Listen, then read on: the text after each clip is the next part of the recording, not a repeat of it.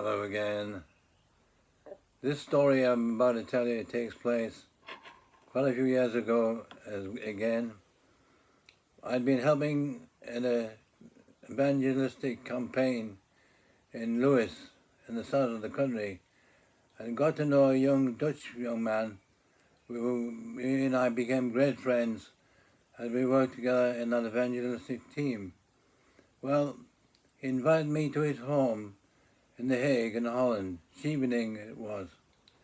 And so some months later, there I was in Holland, enjoying a time with my friend and his parents, visiting the sites, generally having a good time.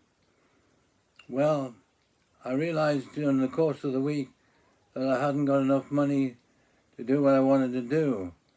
I felt my friend's parents refused to take any help from me financially for my board while I was staying there. They saw it as a great gift and a blessing to me as a young pastor, but they were helping me and blessing me in this way, they thought, and refused to take anything. But I really felt I needed to buy them a gift of some sort before I left, and needed some essential items for myself, basic things that I needed. And so I prayed about it, called upon the Lord. Well, it was quite a few years ago. My wages in the church at that time was £7 a week. The rent for my flat was £7, £2.50 out of that £7. I had the rest to live on. That's how long ago that was. I'd never had a £10 note in my hands belonging to me. Obviously seen them many times, but never actually owned a £10 note myself. And there I was, needing quite a sum of money to help me buy a gift for my friends, and also for the essential items I needed myself. So I prayed about it. My friend was at work, and so I had the time to myself, went off to the beach nearby, spent the day in the beach, forgetting all about my need, because I'd committed to the Lord. When I got back home, there was two people waiting to see me. Some friends that I'd been introduced to while I'd been in Holland, and they'd come to say goodbye to me as I was due to be leaving in 2 or 3 days' time. So we talked and shared fellowship together, good Christian friends they were, and then we realized we had a mutual friend, a mutual acquaintance in England. And I said to them, I just happened to have the telephone number and address in my Bible, which I had. Well, that wasn't a coincidence. Someone once said coincidences is just God being anonymous, and I certainly agree with that statement.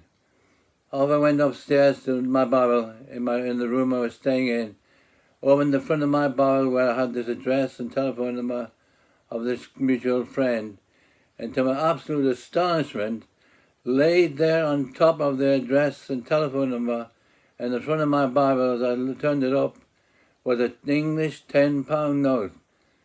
And I stood there dumbstruck and thought, what is this doing here?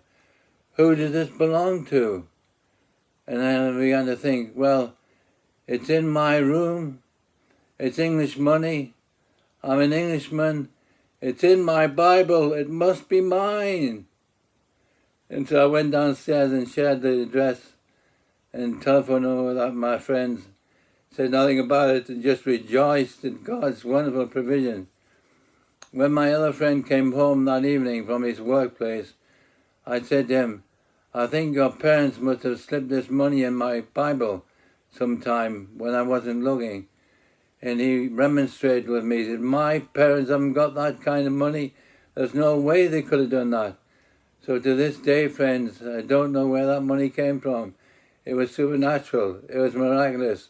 All I know is I can truly say that God gave me my first £10 note that I ever had, and He fully met the need. And He alone knew the need I was in, and He ministered to me in that way, and it was wonderful. I recognize that as another miracle from the hand of God our Father.